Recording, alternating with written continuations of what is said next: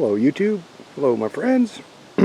Today I'm just gonna show you how to make the world's smallest huglekultur herb garden. Gonna plant some herbs here, only 4. You can plant whatever you like. I like basil. I've had trouble with the thyme and rosemary direct sowing into my bed, so I'm going to try it in a container. And sage, you never have enough of that. So here, what I'm doing is I found myself this planter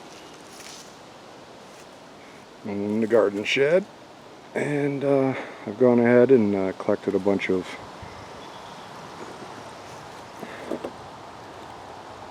sticks, old sticks. They're all just nothing live in there, right? Nothing is going to sprout or grow. Now I put the sticks in there for 2 reasons really. For drainage. When you're growing in a container and you have soil right straight to the bottom, the soil in the bottom will turn into a mucky mess if you keep the top layer of the soil wet. So I want to be able to water the plants because I'm direct sowing into the container, so I have to keep the top wet.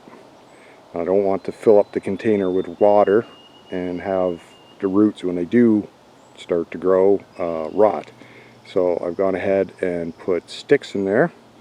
You could also use just a mulch, wood chips. You could use gravel if you have rocks. You're somewhere with rocky soil and you have more rocks you know what to do with out of your garden. You can fill the bottom with rocks. The only problem with that is it'll become very heavy. So wherever you put it, it'll stay for the season, right? With the sticks, it should be a little lighter than all soil, but the sticks will absorb water, and we all know water is pretty heavy by volume, by mass. So here's some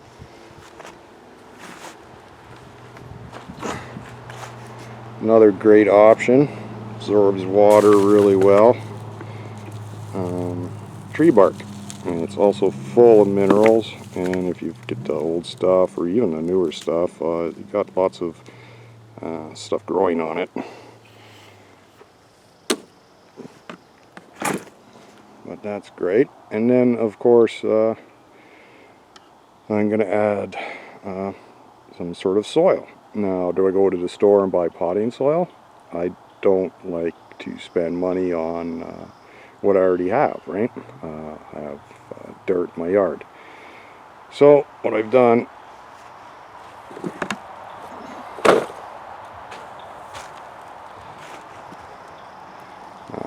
I've dug up some dirt, and this is my heavy clay soil, and I put it through I believe it's called hardware cloth, 1/4 inch hardware cloth.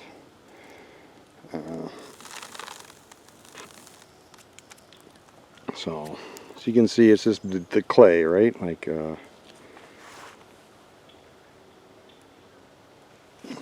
there's a weed that actually grew in it. So it's dirt. It's not great. What I'm going to do is add the secret ingredient to it, which is right next to it there, and that's bio-char. In this case, it's activated bio-char. It's not just charcoal out of my fire pit, but nutrients has been added to it through compost and well, secret ingredient, but a high nitrogen, electrolyte mixture. Well, yeah, you just show you that too. So what I got here is charcoal out of the fire. I used just simply compost to charge it over the winter. Left it out. It's been raining for 2 days, kind of moist. But yeah, there we go. It's in the light. It's just charcoal. Ran that through the same hardware cloth, wire mesh, 1/4 inch as the clay soil, which is dug up out of my yard. It's actually surplus from doing garden beds, because the method I use to do garden beds provides you with a surplus of not just dirt but excellent soil. So simply you're going to mix the biochar.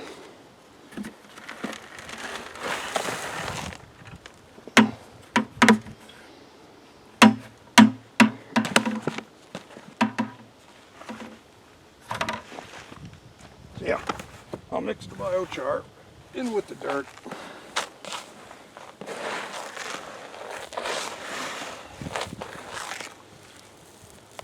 It looks like a lot of biochar, but the dirt is far more compact, has a lot less air in it.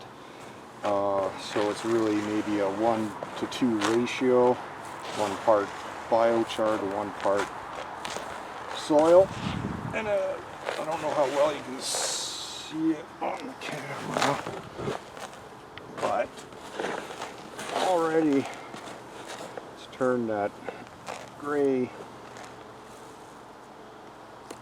dead looking soil. It's changed how it looks. Obviously the black charcoal and the gray soil. But it's also changed the texture of the soil. Now of course an important component of soil is organic, and well, carbon is the base of all organic life.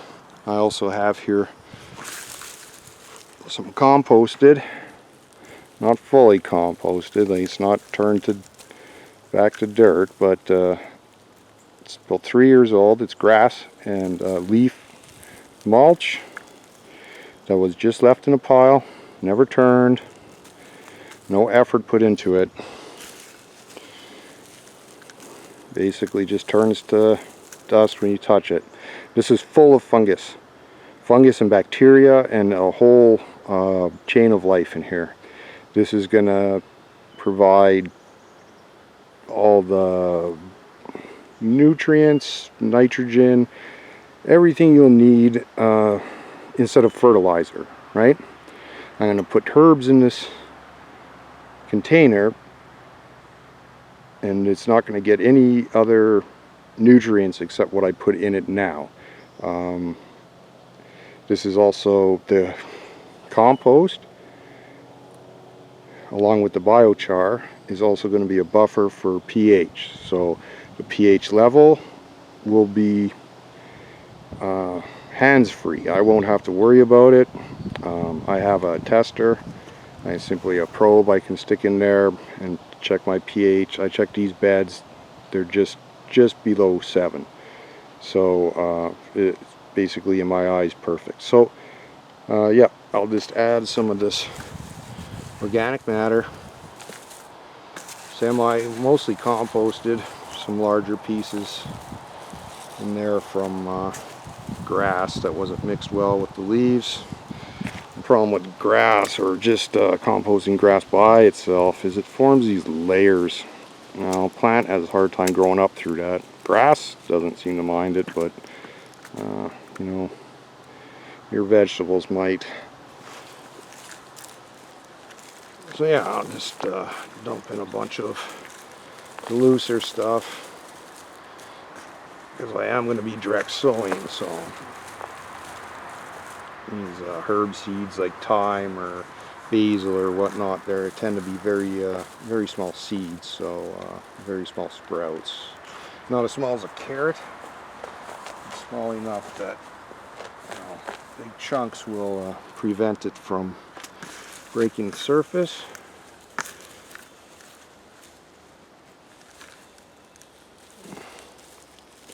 Yeah, I'm just kind of breaking it up as I go. I'm kind of just piddling around here. Do this a lot faster. It's mostly broken up. I can just dump it in.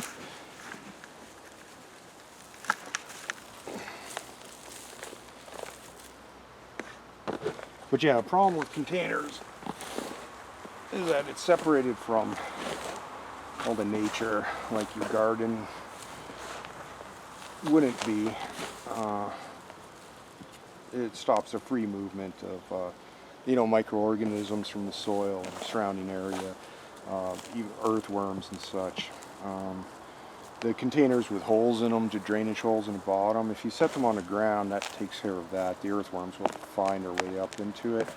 This container has one drainage hole right in the middle, and it has a screen or mesh over it. So I don't expect to get much earthworms traveling up from the ground. So what I might do is just maybe dig one or two up and throw it in there. They reproduce pretty fast in the presence of food, and well, this stuff is basically perfect worm food. But yeah, you can, well, you can see this, but it's mostly composted right down. It turns to dust, so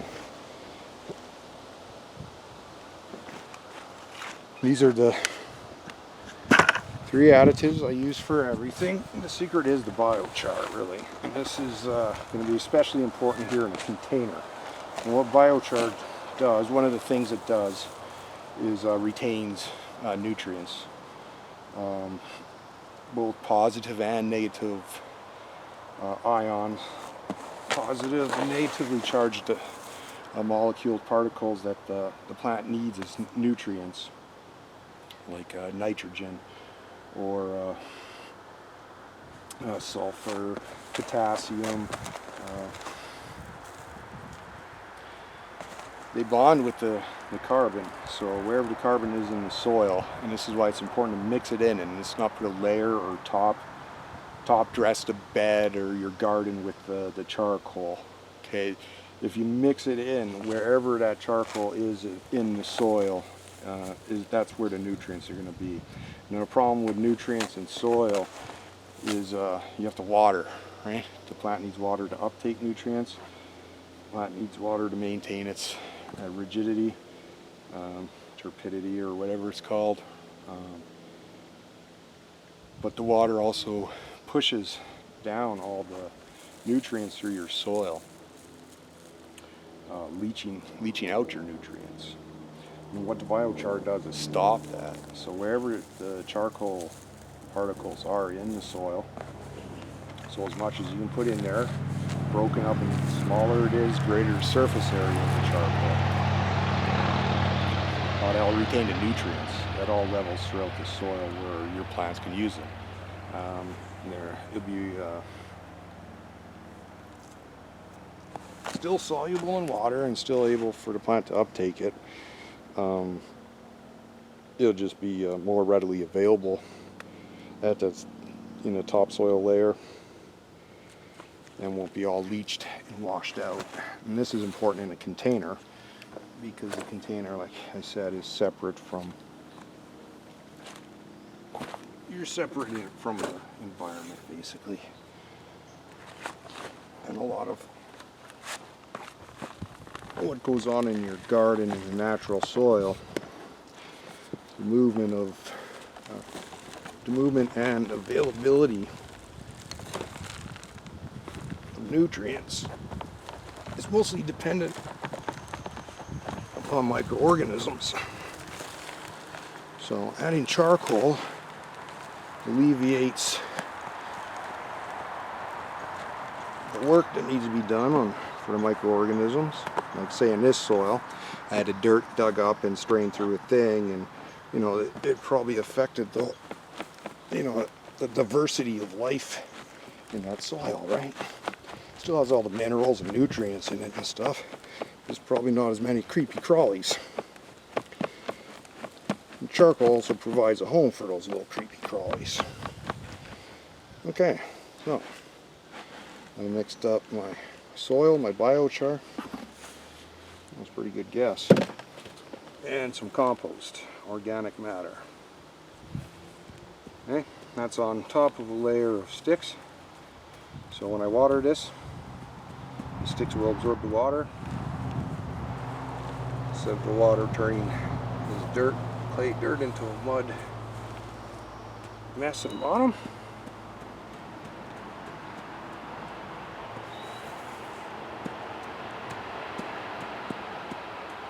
And those sticks are already starting to break down, so they will also provide nutrients once the plant roots are large enough to get down to it.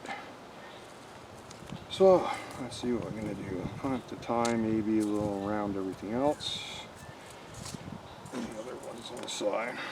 Okay, it's important to read your seed depth and all that when you're planting. These are very shallow planted plants here. And I'll just clear a little patch. It says 3 millimeters, which is, you know, if your nails are 3 millimeters long, they'll get dirt under them. It's not very much. Here is some leftover seeds I have.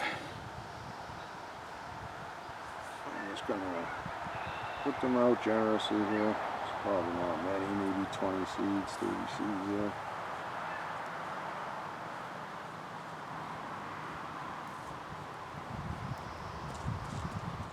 Okay. Then I'm going to put some thyme, which is more of a nice ground cover plant, so I'm going to spread it out a bit around. It should grow out over the side maybe. I don't have very many of those. Let's see if we can see this on here. Very small. It's not good to be planting outside on a windy day with seeds like this. But the smaller the seed, the closer to the surface you want to put it. I've seen people just sprinkle it on and then smush it in, even with carrots or whatnot. But I find, like I can show you weeds here with roots like that, they will find a way to grow up through wherever they are. I'm just going to plant these all around there. A few more than I thought I could get out of that. But that's fine. These are old seeds. A few years old. They should still sprout.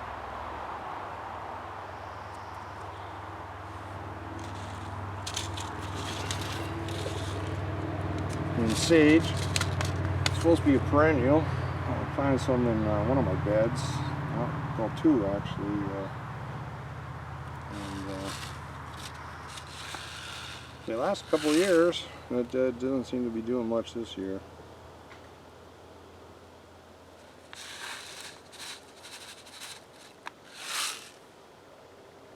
I'll plant a couple in here, see what it does.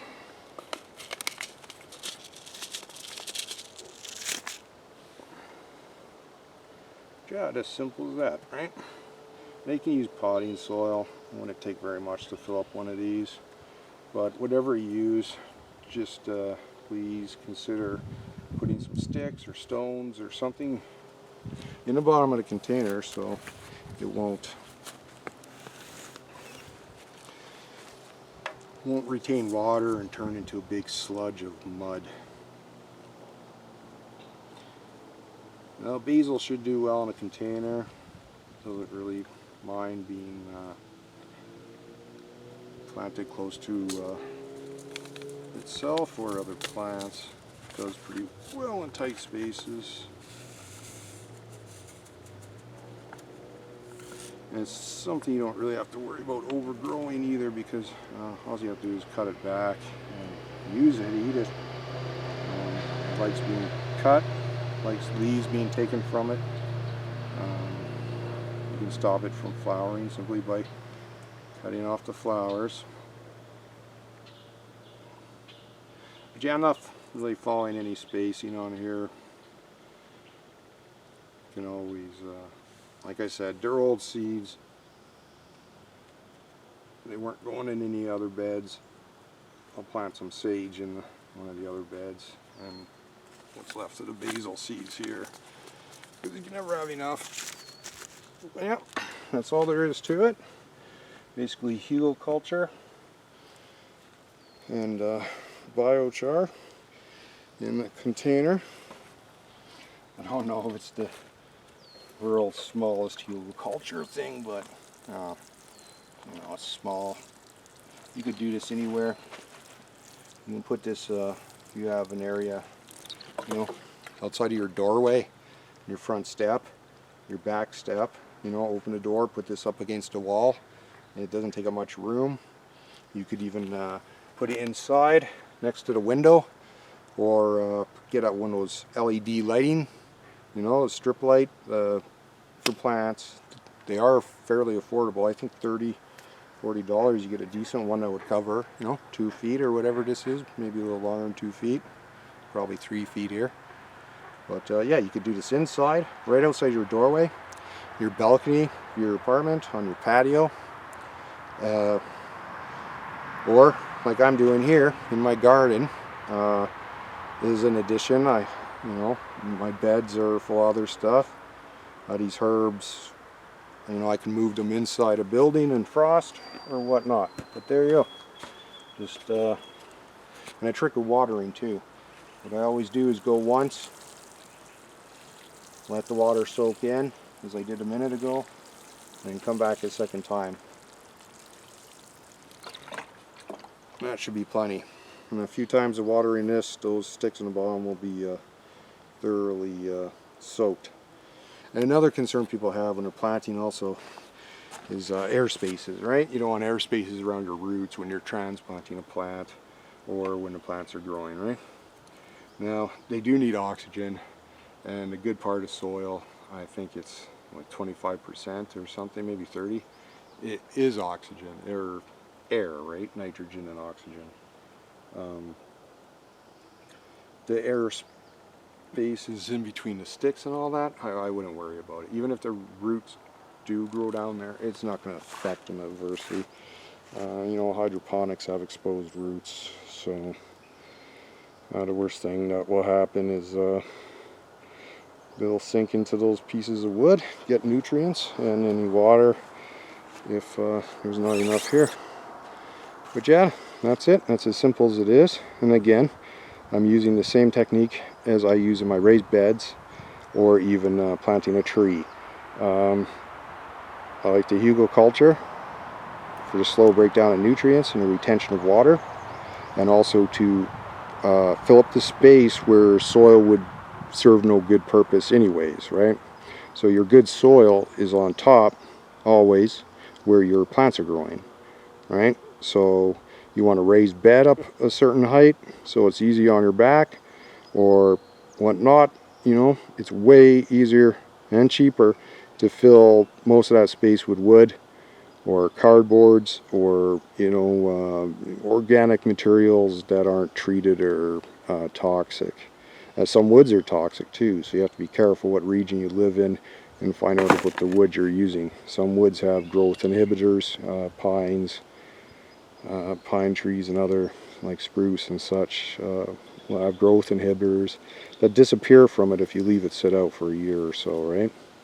So it can be used. You just have to look into what it is you're using. I'm using poplar, and there's some dogwood in there from next to the pond.